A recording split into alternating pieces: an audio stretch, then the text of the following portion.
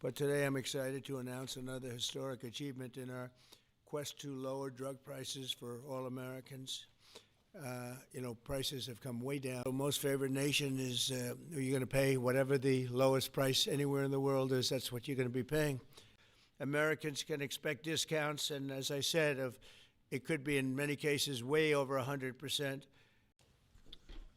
Nice to have you. There's a big announcement. We have a lot of big announcements. They're sort of all big announcements, actually. It's wonderful to be in the Oval Office. I think you probably like it the best. You like it the best for press conferences? I sort of do. But today I'm excited to announce another historic achievement in our quest to lower drug prices for all Americans. Prices have come way down. We've gotten prices way down for groceries, for oil especially. Today we broke $60 a barrel.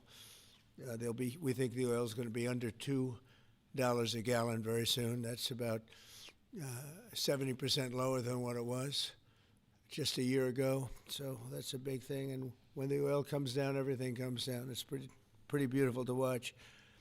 AstraZeneca, the largest pharmaceutical manufacturer in the United Kingdom, is committing to offer Americans major discounts on their vast catalog of prescription drugs, one of the great companies, by the way, and a most favored nation's pricing clause. So most favored nation is you're going to pay whatever the lowest price anywhere in the world is. That's what you're going to be paying. And I had it going very well in my first term, but we were interrupted by a rigged election, so I was unable to carry it forward. We started it, but this was something one of the reasons I wanted to run again was we had to have favored nations where the world is not going to be paying just a tiny fraction of what we were paying. I want to thank CEO Pascal Soriot, a very highly respected, one of the most respected men in business and certainly in the industry, for joining us today, as well as Secretary Howard Lutnick, Secretary Robert F. Kennedy Jr., CMS-Administrator Mehmet Oz, FDA Commissioner Marty McCary, and Virginia Governor, a man who's done an incredible job, and good luck with the upcoming election. I know you're working very hard. I watch you. You're right there. He's out there working. He wants to see that young woman win, and the Attorney General, who I endorsed, et cetera, et cetera. Glenn Youngkin. Thank you very much, Glenn. Thank you for being here. For many years, Americans have paid the highest prices anywhere in the world for prescription drugs by far, many times the amount that other countries are paying is ridiculous. Upon taking office, I signed an executive order to make sure that Americans pay no more for prescription medications than the lowest price for the same drug in other locations in developing nations. Today, AstraZeneca is committing to offer all of their prescription medications to Medicaid at most favored nations prices. In other words, the lowest price anywhere in the world, that's what we get. A move that will save American taxpayers hundreds of millions of dollars each year. And I tell the story, Glenn, that in my first term, I had the honor of being the first president in 28 years to lower drug prices during the course of the year. And we actually did, and I was so proud of myself. We called a news conference. I announced it. It was 1/8 of 1%.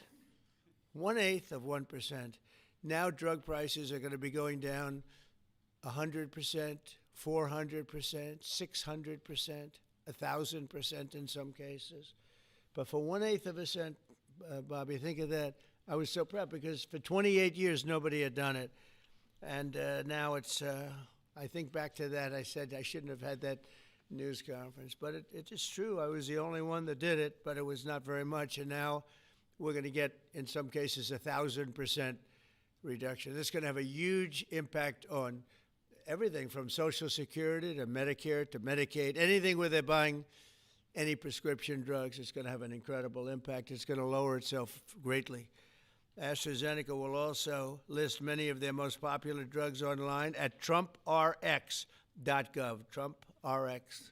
I don't know why they put the name Trump. I did not tell them to do it, but I'm honored to let them do it. That's true, actually. That heavily reduced most favored nations cost. Americans can expect discounts, and as I said, it could be in many cases way over 100%. And as an example, one particular drug that's hot, very hot, 654% on inhalers, COPD and asthma, as well as certain diabetics medications. They're going to be averaging about 654% reduction in price. You believe that one? The Democrats will say, well, he should have gotten more. It's crazy.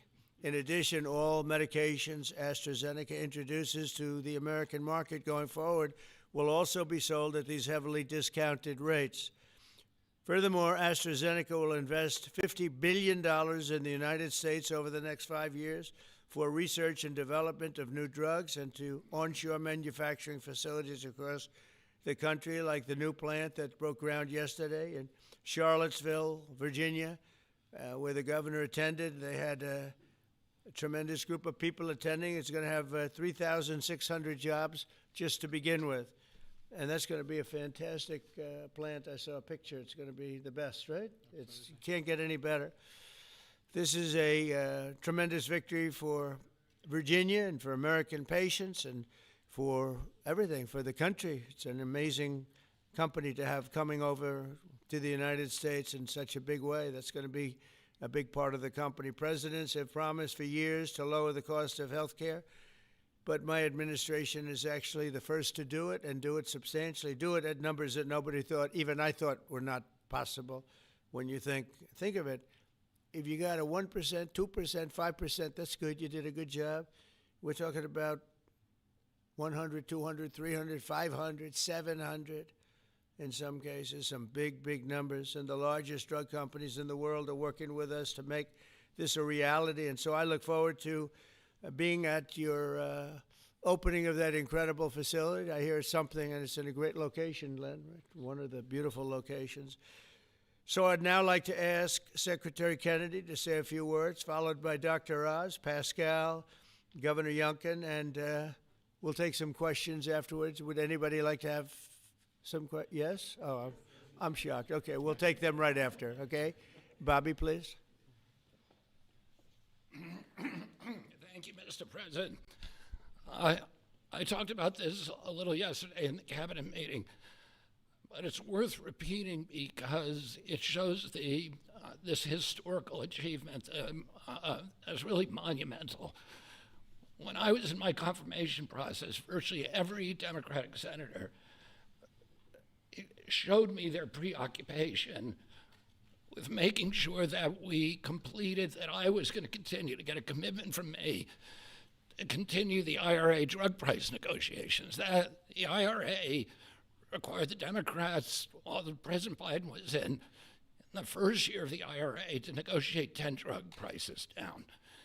And then I was supposed to, my first year, negotiate 15 and 15 every year thereafter, and that was their plan. The Democrats claimed that they had a 22% reduction, and that was a great success. When we actually looked at that, when I came into the agency, we realized we were actually paying more for 8 of the 10 drugs. The 22% reduction was off of list price, and Medicare ended up paying more for 8 of the drugs, equal for the 9th, and about a 2% discount on the 10th drug. So that was the plan, and that's what they did. We are continuing the IRA negotiations, but thanks to the president's leadership, we have achieved something extraordinary here, which is a dream that he's had for 20 years because he's the common sense president. He saw something 20 years ago. He learned that we were paying 3, 4, 5, sometimes 10 times for the same drug as they were paying in European countries. Some of these drugs were manufactured in facilities in New Jersey and then sold for 1/10 the price in Great Britain, in London or Paris, that Americans were being charged for them here. He saw that this was unfair. Every Democratic president, every Republican president has said that this was the gold standard. This is what we needed to do. Nobody's been able to change it. And when we came in, I have to say I was pessimistic about doing MFN. Dr. Oz was pessimistic. Our staff, John Brook and Chris Klump and the other people we brought in were all pessimistic. The president saw something that we didn't see. which is we had leverage, and that came through Howard and the tariffs, and we had extraordinary leverage to craft these deals. So last week we had Pfizer in, which is one of the biggest American pharmaceutical companies. Today we have AstraZeneca in with Pascal Soriot, which is one of the biggest European pharmaceutical companies. And the president asked us to do three things. One, to get MFN prices. Two, to not bankrupt these companies. He understood that America has to be the center for innovation. The drug industry needs to innovate, that it's critical for its bottom line, it's critical for the health of the American people. And he asked us also to make sure that those companies would keep their promise to reshore this industry. For national security purposes, for our economy, it's critical. These companies are making these drugs in the United States. We were able to achieve all those things, and partially with the visionary help of Pascal, where is he? Of Pascal Soriot, who understood that innovation and the business doesn't work if everybody is not pulling the oars, if everybody doesn't have the skin in the game. Oh, the whole world was riding on our shoulders and riding on our dime. 70% of pharmaceutical revenues comes from this country. We only have 4.2% of the world's population, and we were paying for 80 or 90% of the innovation here, and the rest of the world was a free rider. And Pascal understood that that's not fair, and it's not a good, sustainable, long-term business model. And he came to the table. He was one of the first leaders to come to the table. I want to thank him for his vision, for operating with us in good faith. And this is an extraordinary deal. Not only that, but as the president just pointed out, he is also reshoring this industry here. He has 19 facilities already operating in this country. He has this other facility in Albemarle County that Dr. Oz went with Gouverneur Youngkin and broke ground on yesterday. He has a second facility that is under construction in Kendall Square in Boston, another facility in Rockville, Maryland, and a fourth facility in Copper, Texas, right outside of Dallas-Fort Worth. And he's got plans for building many more in this country, thanks to the president's leadership, to the tariffs, and to the common sense the president has demonstrated in his own commitment to make drug prices lower for hardworking Americans. So I want to thank the president for your visionary leadership. I want to thank Dr. Oz for his part, and Marty McCary in negotiating this deal.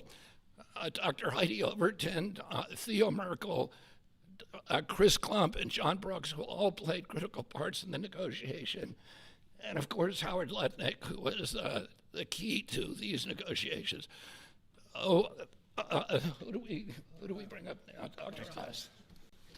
Thanks, Secretary. He'll take your place, Pascal. Oh, Pascal, I get to introduce Pascal, which I'll do with great joy and honor. So the world is watching as President Trump tries to make peace in every place he can go. But at the same time, President Trump is putting peace into the hearts of Americans and bringing peace of mind to them, especially Americans who cannot afford their medications. And just to put a number on this, as he releases us from the bondage of paying 3 times more for the exact same product made in the same factory, in the same pill box, in the same instruction manual overseas, rather in this country than we pay overseas, it creates an opportunity for us because, Mr. President, you're turning the art of the deal into the art of the heel. And that is something that you're going to witness today. And it's the second, we have more coming, but this is a very important one because I want to set the stage here. And Mr. Secretary, you're too modest. Secretary Kennedy did have a vision to push hard on this. He understood we could give the right medications to the right people at the right time. And there is nothing more maha than giving folks life-saving medications in a timely fashion so you prevent illnesses and treat other ones that have already occurred. You save lives that way. That literally is what was on the line as we began negotiating these. So let's set the stage. Where are we right now? Why this order? Last week, in this very room, President Trump welcomed the CEO of Pfizer, and that company, a leading U.S. pharmaceutical company, pledged to provide exactly what the president promised. massive discounts to allow us to have most favored nation drug pricing in this country so we don't allow our people to pay more than folks overseas. And this was unthinkable even 6 months ago, 7 months ago, when we came into office. And Americans now have the ability to do that, but we needed to prove it was scalable. So we went to AstraZeneca, which is the leading pharmaceutical company, a leading company in the entire world, but a massive opportunity in this march to MFN, a march to most favored nation drug pricing. And to have this message land clearly, we needed to make sure that the president's demand for fair drug pricing was heard all around the globe. And I actually think the single most powerful tool we had was the president, because people take him seriously. And some of the things that they were hearing overseas were alarming them enough that they began to realize the jig was up. So let's talk about the deal specifically.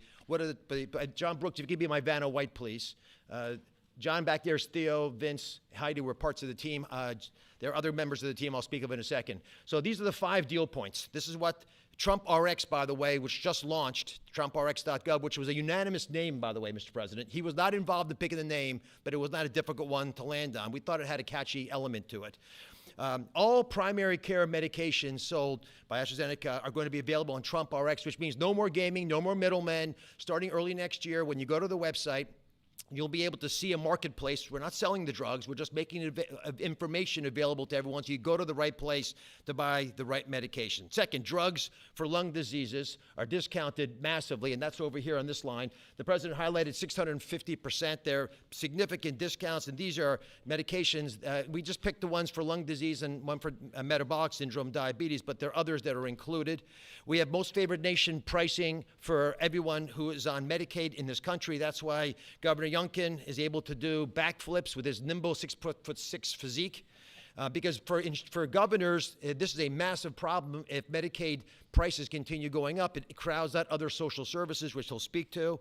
We also have MFN for all new prescription drugs. Mr. President, by the time this term is done, 95% of all drugs sold in America, branded drugs and generic, will be available at most favored nation drug pricing. Americans are going to benefit if the prices drop abroad. So Secretary Lutnick is going to make sure that if we get better prices for these companies from our partner countries overseas, the American people see those benefits, and there's going to be onshoring of manufacturing. And as has been mentioned, I stood with Governor Youngkin and Pascal Soriot as we broke ground yesterday in Charlottesville, Virginia, in a massive $4 billion facility. That's the hard hat, Mr. President. I know you like construction, so that was all I could bring back. But there was a lot of remarkable energy. And here's what that event really does. It sends a signal. It sends a signal for all countries around the world to stop freeloading off American innovation. It's done. It's not going to happen anymore with this president. And if you aren't picking up your end of the bargain, then you're going to be welcoming a lot of more companies to leave your shores and allow us to welcome them into our shores as they open up manufacturing facilities here. And for all the pharmaceutical companies out there, we're talking to all of you, pick up a shovel. This is a great place to build a facility, as AstraZeneca has shown us, and I think it has a wonderful opportunity in the future as well as this country continues to support the innovation Secretary Kennedy spoke about, because we're not compromising that at all. We're just getting fair prices for the American people. To the team. Tough negotiations, Mr. President. You know how hard they can be. You can't get there without world-class negotiators, and we are blessed by individuals to work with the AstraZeneca team who are killers, head-to-head. And why? Because talented people out of the private sector are coming into government to serve this president in a generational opportunity that they feel in their heart will make a difference. John Brooks is part of that team. Chris Klump, Inma Hernandez, numerous other folks contributed as well. But we're open for business. And if you want a great position and a patriot, like the folks who negotiated these deals, please consider coming with us, because the president has made it clear that you will make a difference in government. Finally, I want to thank Pascal Soriot.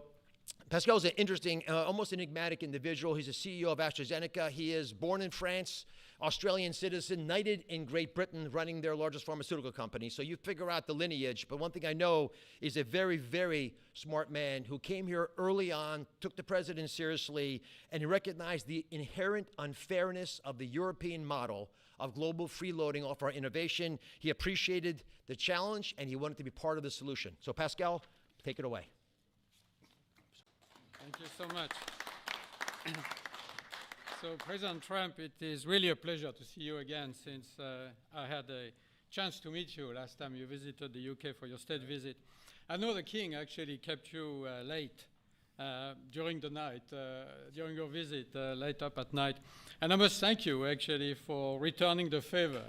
I can tell you you've kept me up at night and my team as well. But it has been really worth it. It's been worth it because today I'm really excited to announce AstraZeneca's commitment to your vision for a healthy America. Great leadership is about having an ambitious vision that can energize people, and you appoint a very talented team that can deliver on this. Your vision is exactly that. It is about lowering the price of medicines for American patients while ensuring that America remains a global powerhouse of innovation in biopharmaceuticals. And that's not easy to do. We need to keep inventing the technologies and the products that will cure disease. But you actually gave us a key, equalization. That's an important word. Yeah. You've assembled a remarkable team, actually, that together with us found a way to deliver on your vision. I would like to thank you, Mr. President, for your collaborative and your trusting approach throughout the discussion that led to this agreement. In addition, I would like to thank Secretary Lutnick, I'd like to thank Secretary Kennedy, Dr. Oz, and the CMS team, in particular John Brooks, who is here today, but also Chris Klump, for their very straightforward approach and their collaborative work that, together with my great team at AstraZeneca, enabled us to deliver this agreement today. It is an agreement that allows a number of wins. First of all, a great win for American patients. This agreement will deliver improved access to our medicines at a lower cost. We've addressed the 4 points that you raised in your letter, ensuring Americans do not pay more than patients in other wealthy countries. So it's a big win for patients and the healthcare system as a whole. But it's also a big win for the economy and for taxpayers, because it supports rebalancing the cost of innovation across wealthy nations. For too long, America has shouldered a disproportionate portion of the world's R&D cost for breakthrough medicines development. That imbalance is not sustainable. It had to change. And equalization levels the playing field, with wealthy nations contributing their fair share to the cost and the risk associated with biopharmaceuticals R&D. And I would say it's also a big win for state budgets because these Medicaid price reductions will have an immediate impact on Medicaid budgets and provide substantial relief to state budgets. Finally, your vision also secures America's strong position in life sciences and the onshoring of critical innovations and manufacturing. As a company, we will invest $50 billion in manufacturing and in R&D. We already have a large presence in the United States. We have 19 sites, and we employ 25,000 people around the country. They're all developing the new generation of medicines. But we'll continue to increase our presence in this country. We're expanding our manufacturing footprint in Texas. We're building our second large R&D center in Kendall Square in Boston. We are building a cell therapy manufacturing plant in Rockville, Maryland, and there's more to come. So a lot of investment over the next few years. I want to say that I appreciate very much Secretary Lutnick granting us a 3-year tariff exemption to localize the remainder of our products. Most of our products are locally manufactured, but we need to transfer the remaining part to this country. And also for your great support to convince also other wealthy countries to share the cost of pharmaceutical innovation. It is an important part of this agreement, rebalancing and the cost around the country, around the world. Yesterday showcased our commitment to the United States with this $4.5 billion investment in the beautiful Commonwealth of Virginia to manufacture what we call API, active ingredients for our medicines, but also antibody-drug conjugates that are such a critical part of the future treatment of cancer care, what is called smart chemotherapy, targeted chemotherapy. I want to thank Dr. Oz for joining us for the groundbreaking ceremony near Charlottesville, together with Gouverneur Youngkin. And I actually love your AstraZeneca hat. I know you wanted to bring a shovel, but didn't make it to this beautiful room. I have to say it has been a really a great pleasure to work with Gouverneur Youngkin and his team, in particular Secretary Segura, on this investment. Like you, President Trump, They are deal makers that move at the speed of business. And it's very important for us company to be able to work with people who understand who we are and move very fast. Our new facility will be a great example of Virginia supporting domestic production of medicines for America, enhancing national security in pharmaceutical supply, but also creates thousands of highly skilled jobs. Governor Youngkin gave me a beautiful Virginia flag that we will proudly fly alongside the American flag in front of our new facility.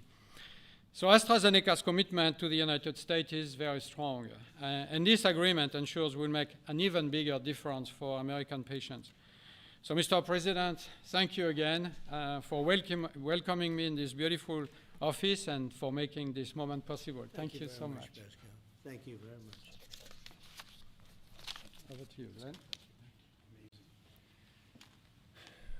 Well, first of all, I just want to thank everyone for celebrating this landmark moment. This landmark moment is not just a moment to announce a new way to buy less expensive life-saving medicine, but it is a step function change in the way that Virginians and Americans can access medicines.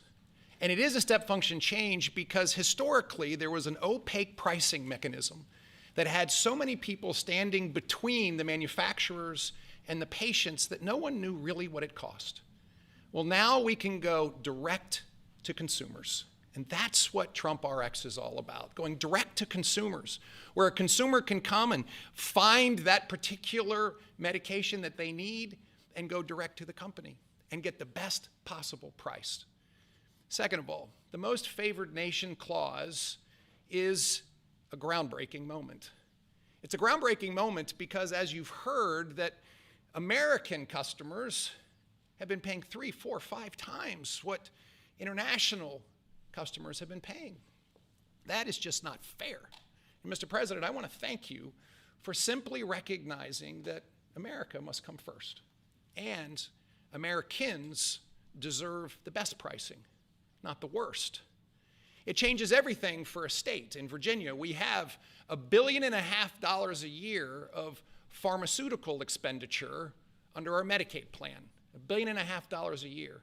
We save 10%, 20%, 30%. All of a sudden, 150, 300 million, 450 million in savings can be realized by a state. Now, I firmly believe that's the people's money, and it should go back in tax relief. But think about the change that that enables for a state as they manage their health care expenditures. Finally, Mr. President, you have driven a reshoring of critical supply chains that no one thought could happen. The industries that everyone thought were lost are now coming home, and with pharmaceutical manufacturing and active pharmaceutical ingredients particularly coming back to America, it changes everything. It's an economic moment for us. Yes, $4.5 billion into the Virginia economy, and that will in fact translate into $3 or $4 of extra economic impact for every dollar that is spent, 3,600 great paying jobs. But it's even more than that. This is a national security moment. And what you've just heard is one of the leading pharmaceutical companies in the world is choosing America, and yes, Virginia, to invest nearly $5 billion to build the most critical manufacturing for the future of America's health. That's not just a single example. It's happening all over. And in fact, in Virginia, Mr. President, we've been blessed with nearly $10 billion of commitments to build new pharmaceutical manufacturing in the great Commonwealth of Virginia.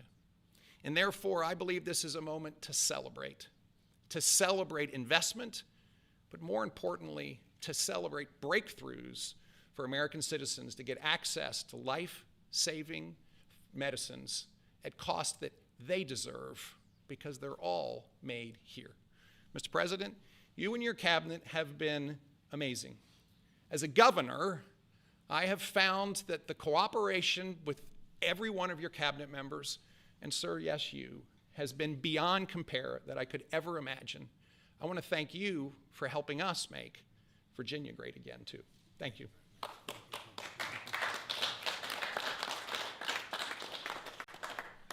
So we have, at this moment, I think we just cracked $18 trillion in commitments and investments in our country. As an example, the last administration was far less than $1 trillion for 4 years.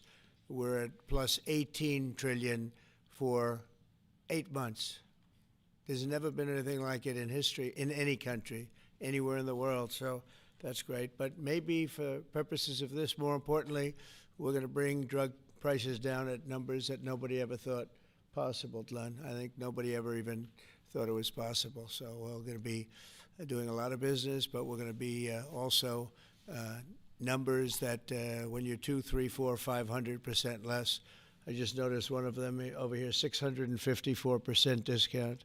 654. The laggard is 98%, right?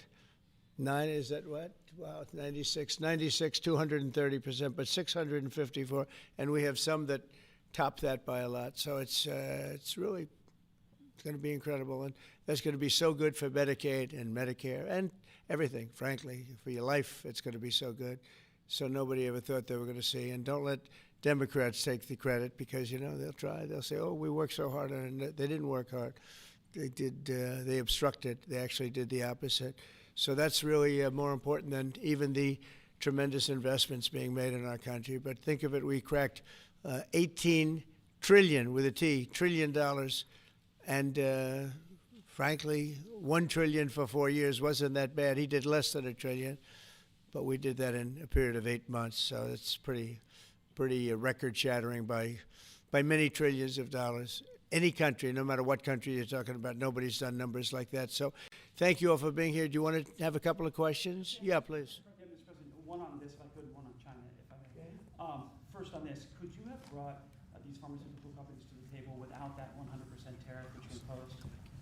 Well, it's not 100%. You're talking about China might be 100%. No, I'm talking about the 100% you imposed on pharmaceuticals for that sector. I would never have been able to bring them. Now, I'm not sure that Pascal would like to say, but behind the scenes he did say tariffs were a big reason he came here, and also the fact he loved Virginia. He liked this guy. He liked me.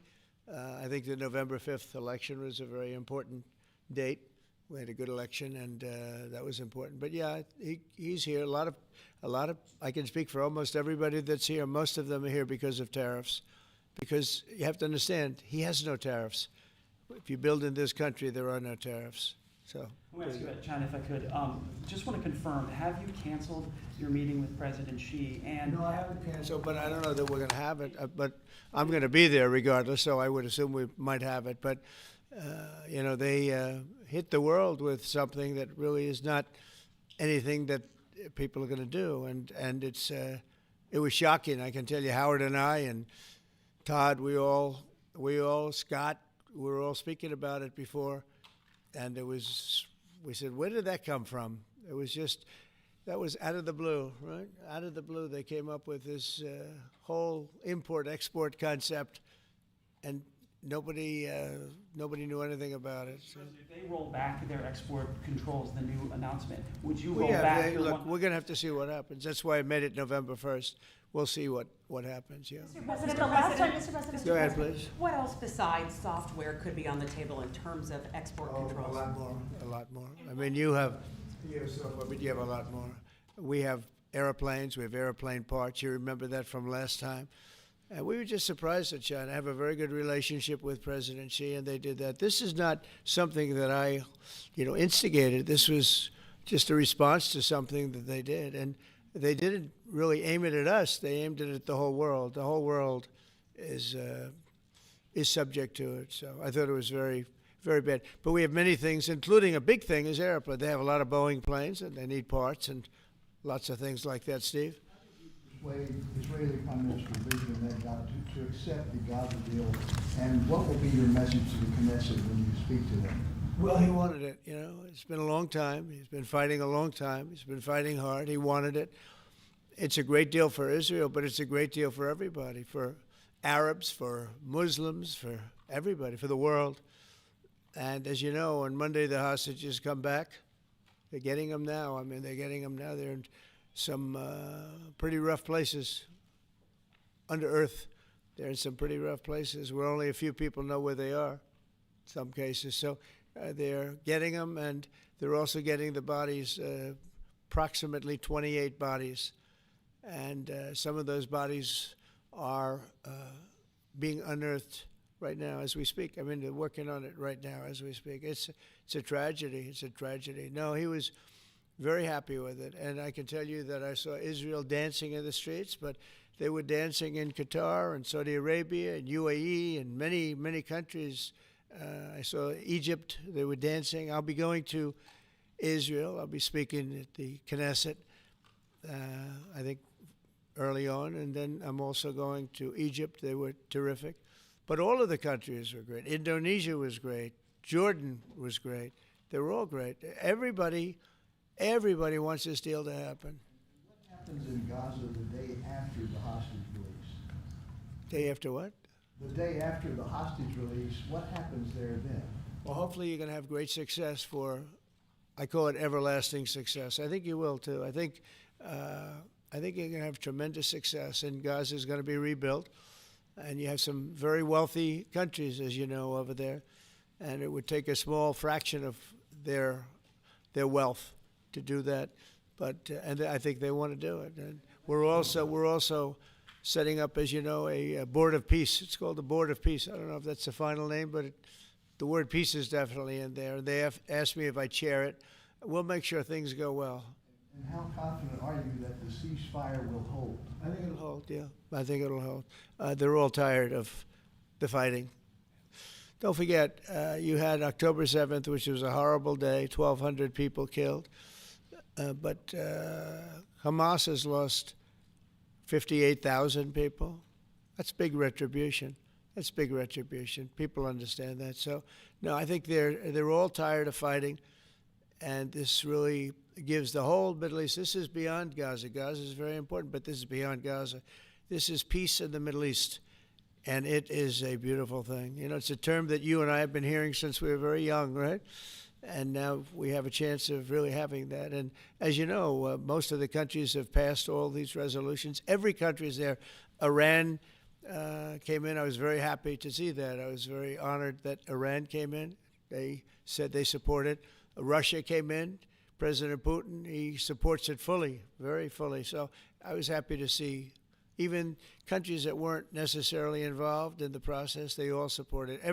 I don't know of anybody that doesn't. And I've never seen happier people than many of these places, not just Israel. Many of these places, they're all dancing in the streets. I've never seen anything like it.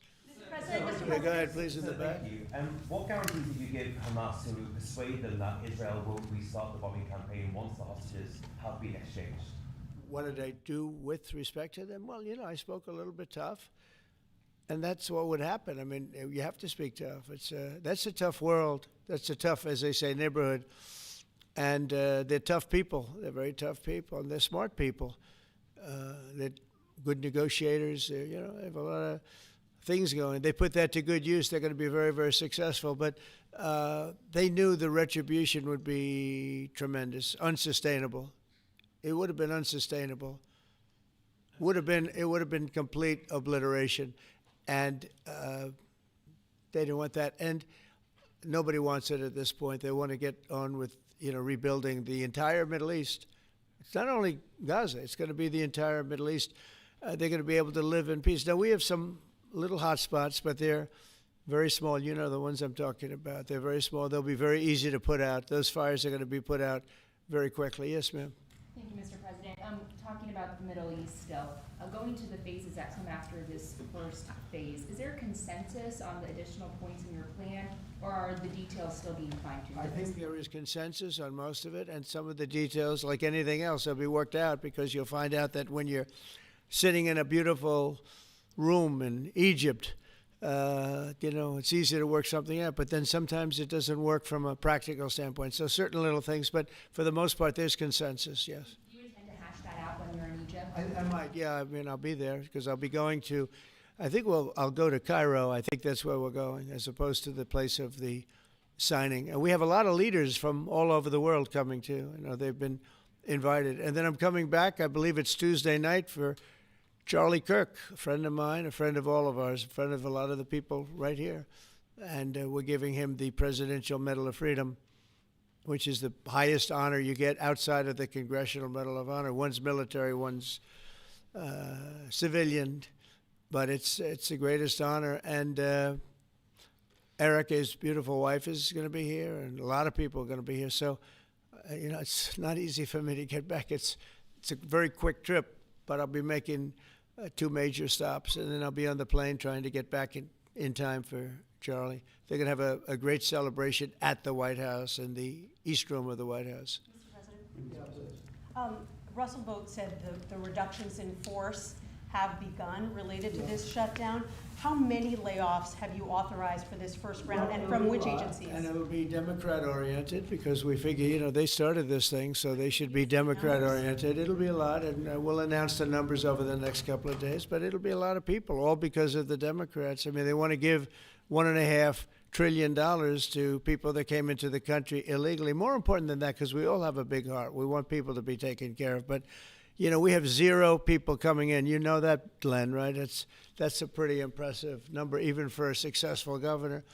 But we've had, for the last 4 months, 0 people coming in illegally. They're coming in, but they're coming in legally. They're coming in through a process that's really a really good process right now, because we want people to come in, but they have to come in legally. So what we're doing is, as these different groups come due, we're going to make a determination. Do we want them or not? And I must tell you, a lot of them happen to be Democrat-oriented. These are people that the Democrats wanted, that in many cases were not appropriate. We fought them at the time, and it was ultimately signed in. And some of these people, these are largely people that the Democrats want.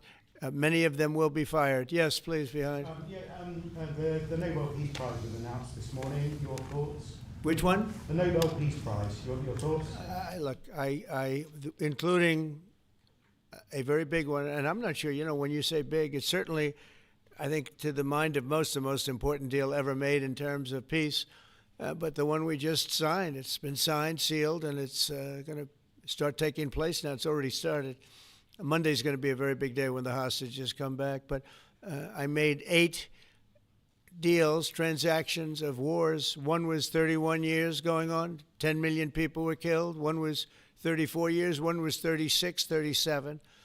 One was 10. One was just starting. 2 were just starting, actually, but they were well on their way. In the case of India and Pakistan, 7 planes were shot down. It was a bad one. And I did it largely through trade. I mean, that one, numerous of them. I talked tariffs. I said, look, if you're going to do that, we're going to put very big tariffs on your country. And they were both great. They stopped fighting, and there were 2 nuclear powers. So, they're all big. They're every one of them big. You take a look at the Congo. You take a look at the Congo and Rwanda. 10 million people killed over a long period of time. Got that one solved. We did a total of 8 as of this 2 days ago. I would have said 7, which I did say, but the other one was signed up, sealed. As you know, Israel signed it just now. They signed it and they approved it today, their parliament. And it's a great honor to be involved with so many. So the person who actually got the Nobel Prize called me and said, I'm accepting this in honor of you because you really deserved it. That a very nice thing to do. I didn't say then give it to me, though. I think she might have. She was very nice. And I've been helping her along the way. They need a lot of help in Venezuela. It's a basic disaster. So, and you could also say it was given out for 24, and I was running for office in 24. All of the transactions that we did in terms of closing. But there are those that say we did so much that they should have done it. But I'm happy because I saved millions of lives. Many millions of lives. And speaking of somebody that saves lives, don't ever play golf with it, because Keegan Bradley just walked in, one of the greatest golfers in the world, the captain of the Ryder Cup. And man, I'll tell you, you did a good job. You almost came back. I turned on. I said, I sort of turned off. It wasn't looking good. And then a little while later, I turned on. I said, you guys might make, that would have been the miracle. What a great job. He's respected by those golfers like nobody. And I just want to compliment you, Keegan. That was a incredible job. Right here, we have a lot of unfriendly fake news media, and he's not used to that. He's used to getting only good publicity, I think, Howard. These are all golfers. But you're some golfer, I'll tell you that, and some leader. Thank you very much. Great job. Thank you, Keegan. Mr. President, on China. Yeah, please. On immigration, ICE are making arrests, targeted arrests at courthouses in New York City and around the country. To the Criminals, they're arresting criminals, that's right. Yeah, go ahead. reaction to that? I'm happy about it. I want them to arrest criminals. And if you take a look at D.C., a year ago, D.C. was our great capital was a very unsafe place. You know that. Some of you were mugged and talk openly about it. Some of the media was mugged. But right now, D.C. is one of the safest places in the whole country. The restaurants are booming. They're opening up new restaurants. The restaurants were all closing. Now you can't get into a restaurant. They're opening up new restaurants. It took 12 days for us. We sent in not politically correct military. We sent them in based on merit. You know, we won the case in the Supreme Court. Everything now is based on merit. Our country was founded on things based on merit. Like Keegan Bradley's not going to be playing golf if he wasn't a great player. If he shoots lower scores, there's no more merit system than that one, Keegan, right? If you miss a putt, they don't say, oh, that's okay, let's take it again, do they? No, it's based on merit. Everything's based on merit. And we're back to the merit system. And when they saw that military is all about merit. They're big, strong people that they're patriots too. And you take a look at D.C., and now we're in Memphis, and Memphis was really crime-ridden. It was terrible. A lot of people being killed. And they say in 12 days they can't even believe how much better it is. And it'll take probably a month over there, and we're heading to Chicago because we want to save Chicago. Do you know they had over 4,000 people killed in Chicago over a short 4,000 people, and I have to watch this slob of a governor stand up and say that, well, everything's okay, we've got it under control. They had 4,000 people murdered over a very short period of time. There's not a city in the world, I don't believe, that can claim, you hear so much about different, I won't, embarrass anybody, like by saying Mexico City or by saying anywhere in Afghanistan. There's no place like that. And then I have to listen to the mayor who's got a 5% approval rate, maybe less. He's an incompetent man. And the governor's an incompetent guy. He's a guy that was thrown out of his family business like a dog. And I know his family very well. And now he's a governor. And when I watch him trying to say that it's okay, we have crime under control, I lost 4,000 people over a very short period of time. I believe it's like 7,000 people were shot but didn't die. But 4,000 people died.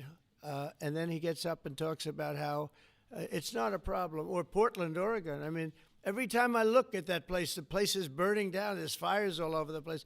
When a store owner, there are very few of them left, but when a store owner rebuilds a store, they build it out of plywood, and they don't put up storefronts anymore. They just put wood up because they know it's going to be ripped down. And then I hear how wonderful it is. It's not wonderful. It's a disaster. That's almost an insurrection, that place. So we put our people in there, and they do the job, and they've really done the job. And the beautiful thing is we've done it. 12 days we had this place safe, and now it's, I would say within a month it was beautiful, and it continues to be. That was 3 months ago. I'll tell you, D.C. now is one of the hottest places, just like this country. We were a dead country, and you've heard me say it 100 times. We were a dead country. King of Saudi Arabia said it. Others say the Emir of Qatar said it. Many. UAE said it. The leader, great leader, UAE, all great leaders, they said effectively the same thing. 1 year ago, we had a dead country. Now we have the hottest country anywhere in the world. I just want to thank everybody, and I want to, in particular, thank AstraZeneca. What a great company you have. What a company you've built. You've been there a long time and done some job. It's an honor to have you. I assume you're going to build, so it's $4.5 billion for a plant. That's a pretty big plant, isn't it? I was going to say, could he make it a little bit more? Well, we have a couple of them where they're going to spend $65 billion on one plant, AI. All I know is it's, AI is based on information. I hope they're right about information. I don't know. You're going to make a lot of money there's got to be a lot of information out there, but that seems to be pretty hot. But we have a lot. We're leading the world on information on AI, as you know, by a lot. It's not even close. So we're doing a job. And I want to thank everybody, but in particular, Pascal, thank you very much. It's a great honor. Thank you. Thank you very much. Thank you, everybody. Have a good time.